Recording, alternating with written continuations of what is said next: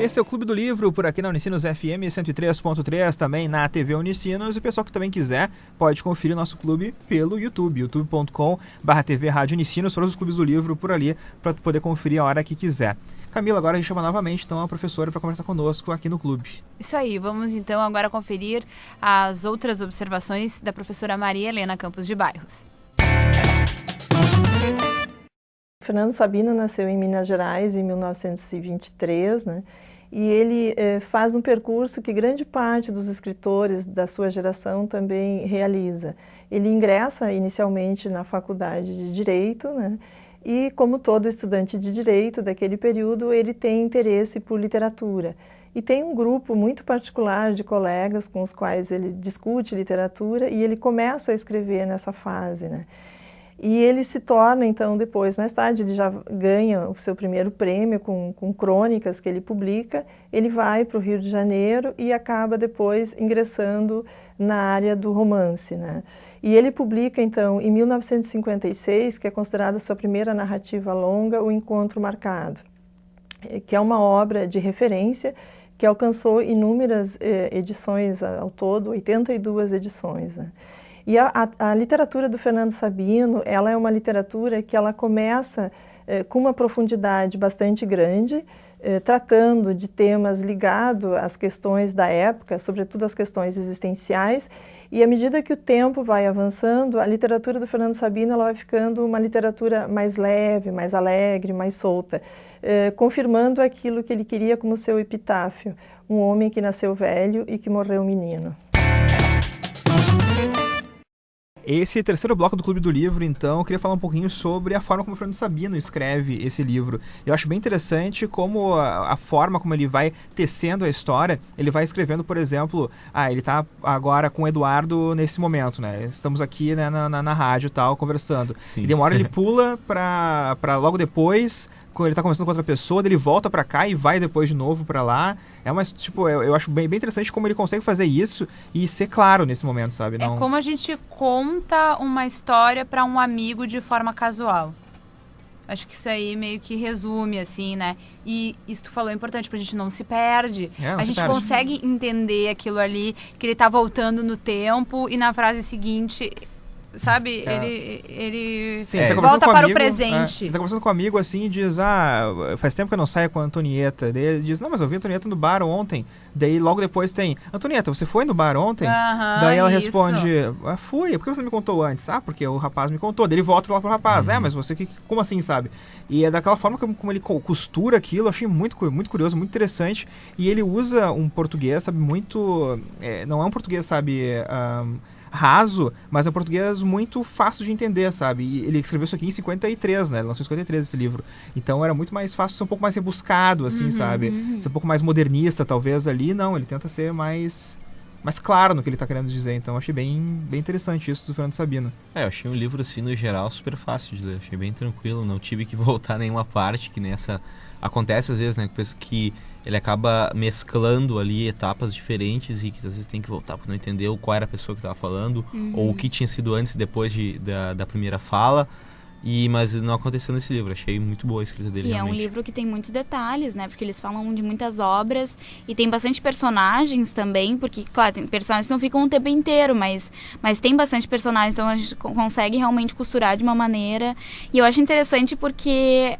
Essa é uma característica do Eduardo, porque ele fica remoendo as coisas também. Quando ele vai ver a namorada no Rio de Janeiro pela primeira vez, que ela, sei lá, trata ele meio estranho por telefone, né? Que ele daí sai pra almoçar e ele fica descrevendo o que ele tá comendo ali, dele fica repassando aquelas frases que ela diz pra ele, né? É uma característica do personagem também. Ir, voltar e falar um pouco. Porque tem alguns livros, claro, varia também da nossa leitura, né? Às vezes a gente tá dando mais atenção, mas às vezes tem, por exemplo, esse é um livro que tem bastante personagens, que tu tá ali, digamos, chega na metade do livro e tu pega um personagem que apareceu lá no começo, mas peraí, tia, quem é esse cara aqui? E não aconteceu nesse livro, sabe? Sabia que a Antonieta era a mulher dele, quem era o Eduardo, que tinha os amigos, o Hugo. Então tu nunca te perdia, sabe? Quando falava daquele garoto que morreu lá, ainda na infância dele, da primeira namorada, todo mundo sabia identificar quem era. Ele retoma algumas coisas. Sim. Essa morte do amigo dele do começo do livro, por exemplo, lá pro final, uma coisa meio macabra, né? Porque ele tem uma conversa sobre suicídio com o amigo dele. Numa noite, né? Isso, numa noite, e no outro dia ele acorda sabendo que o amigo tinha se suicidado. Então, o amigo dele falou alguma coisa que queria se matar, isso, né? Inteligentemente ele não tocou no assunto, né? Depois que eles tinham conversado sobre isso. E como o suicídio sempre tá perto, né? Do Eduardo, né? O suicídio desse amigo, depois o suicídio da mulher que se atira do prédio e ele tem que... É uma história muito bizarra, porque ele tá no hotel Atlântico, e ele tá muito calor. Ele sobe no elevador, né? Sobe no elevador com uma mulher. E uma mulher 2 andares acima do apartamento dele se atira. Ou não sabe se é 2 andares, ou se é um andar. Justamente porque o andar de cima tava fechado, né? Dizem, o quarto. E tá muito calor, ele tira a roupa, ele fica nu pra dormir, e quando ele vê um vulto passar pela janela dele. E ele acaba ouvindo barulho e tal, descobre que uma mulher acabou caindo, e ele se veste rapidamente, bota uma capa e vai ver o que aconteceu. E diz, chama ajuda. Avisa o porteiro. E no outro dia, e claro, a mulher morreu e tal, ela foi pro hospital, depois ele acaba descobrindo que ela morreu. E no outro dia ele logo sai do hotel e tenta ir embora e acaba voltando, né, pra um outro hotel, no caso. E isso acaba deixando muitas suspeitas em cima dele, porque afinal de contas, por que o cara saiu? Porque ele tava nu. E ele voltou também na cena do crime, né? Ele foi muito imprudente, para deixar uma palavra assim, porque ele não tinha nada a ver com a história, mas ele só assistiu o que aconteceu, mas ele foi muito imprudente, né? Ele podia ter sido realmente incriminado por algo que ele não fez, né? Eu acho que ele tinha tudo para ser incriminado, né? Sim. Porque ele não tinha nenhuma prova de que aquilo que ele estava falando era verdade. Na realidade, ele só não foi porque o sogro acabou dando uma ajuda para ele, né? Que é ministro, mas ele agiu de uma maneira, assim, totalmente suspeita. Voltando lá no beco, que ela tinha caído em cima de uma marquise, num beco ele voltou um dia antes, mas ele faltou malandragem pra ele. Sofreu muito, porque ele foi requisitado várias vezes a comparecer para prestar depoimentos. E em outras vezes, o amigo delegado Barbice. Não chama de Barbicha aí, não, é Barbice, na verdade.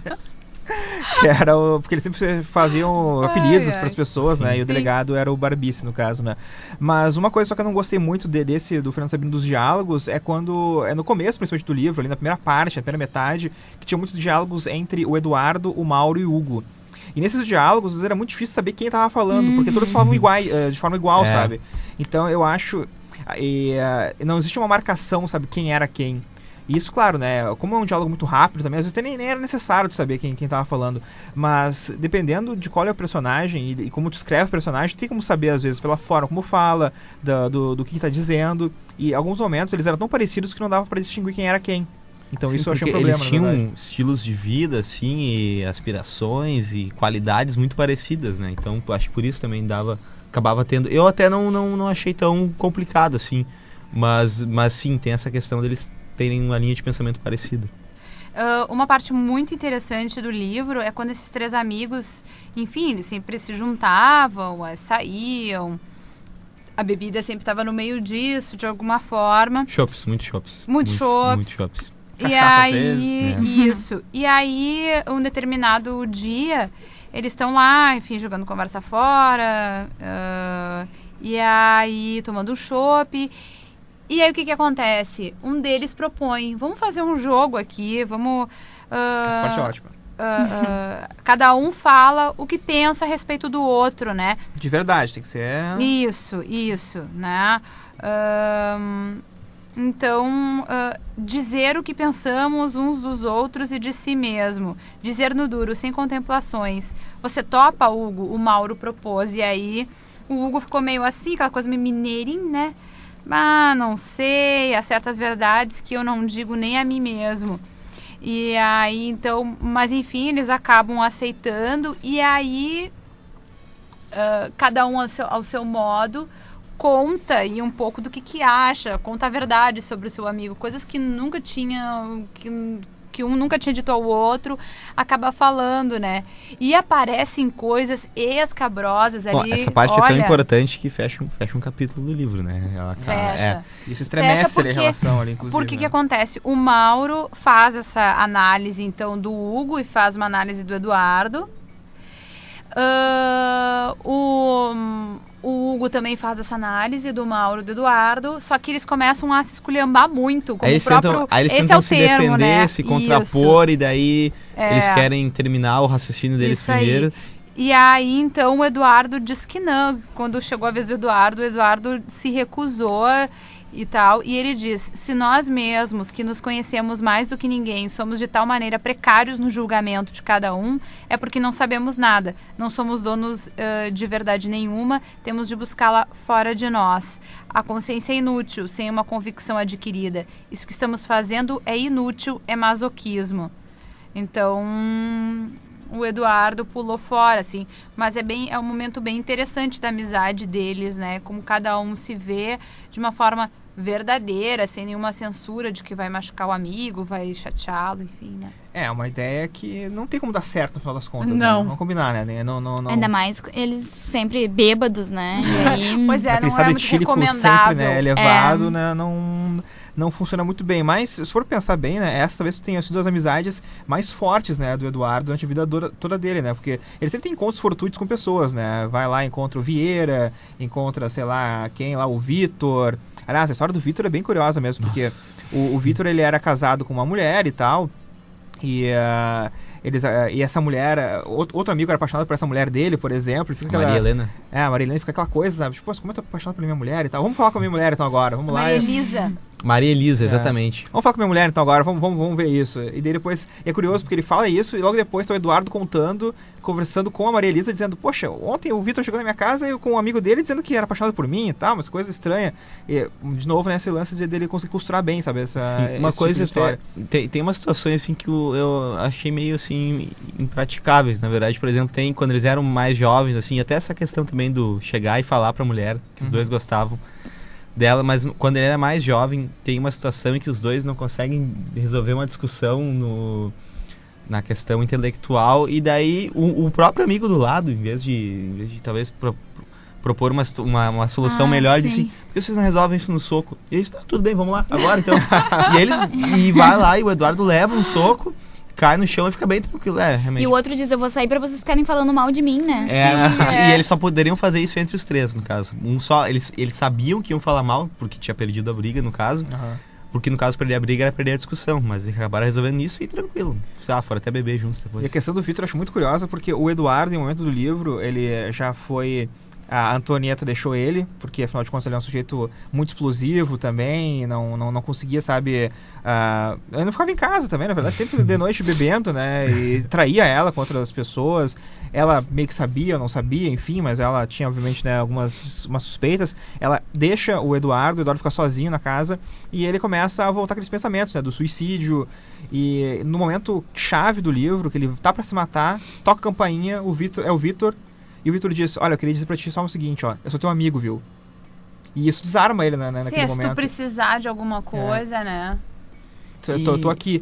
E o Eduardo, tipo, ele acaba, sabe, se abrindo um pouco com o Vitor, fica mais animado ali, e meio que o Vitor acaba demovendo ele da ideia, né? Mesmo não dizendo com todas as palavras, mas, talvez qualquer pessoa que observasse o Eduardo naquele momento imaginava que o Eduardo teria pensando em terminar a vida. E uma semana depois, o Vitor morre. Atropelado.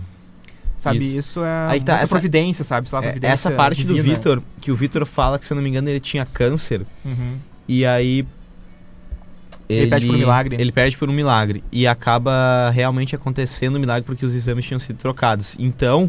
Ou não, né? Esse milagre ou não, né? Isso que é uma discussão do livro também, porque né? Ele nunca teve câncer, na verdade. Não é a questão, porque ele tinha pedido para se curar do câncer, digamos. Então, na verdade, ele não tinha câncer, mas o milagre aconteceu. Não era mais ele que tinha que se preocupar com isso.